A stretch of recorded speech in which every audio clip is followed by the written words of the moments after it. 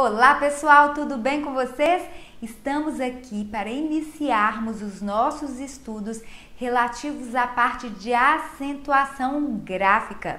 Bom, meus queridos, a boa notícia já no inicinho dessa aula é que a banca CESP-Cebrasp não tem o hábito de fazer cobranças mirabolantes a respeito desse assunto. Então será uma aula bem tranquila para a gente começar com bastante calma esse nosso curso aí voltado para as questões elaboradas pela banca CESP-Cebrasp, ok? Bom, então antes de mais nada, vamos entender em que parte da gramática a acentuação gráfica se insere.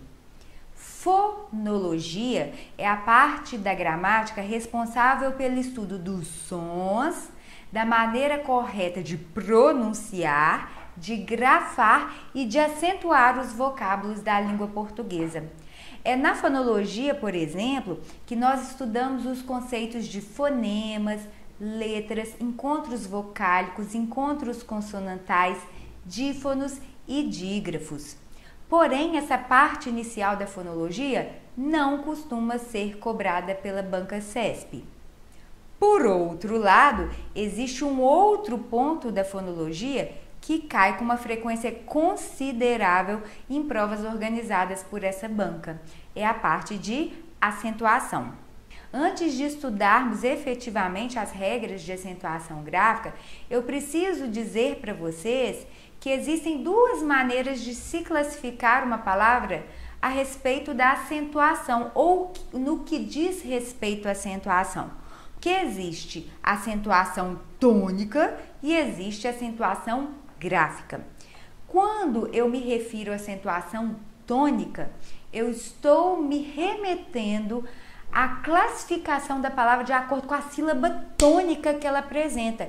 É isso que a gente chama de tonicidade silábica, ou então de acento tônico, ou então de acento prosódico, tá?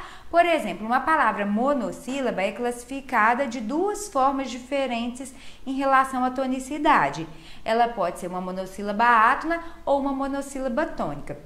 As monossílabas átonas pertencem a classes gramaticais de pouca autonomia, que não fazem sentido se vistas isoladamente.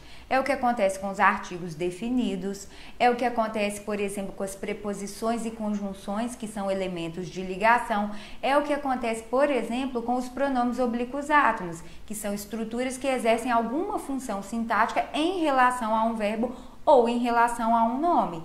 Então, são palavrinhas monossilábicas que não fazem sentido se vistas isoladamente. Por isso, são chamadas de monossílabas átonas. São pronunciadas com pouca tonicidade. As monossílabas átonas jamais receberão acento gráfico.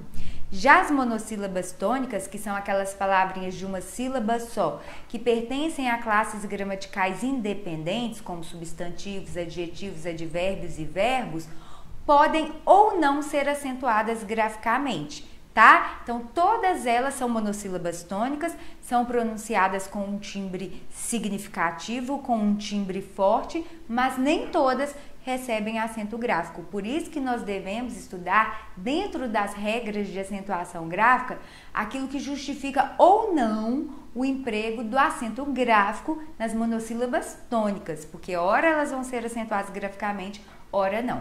Já as monossílabas átonas nunca vão receber acento gráfico, beleza?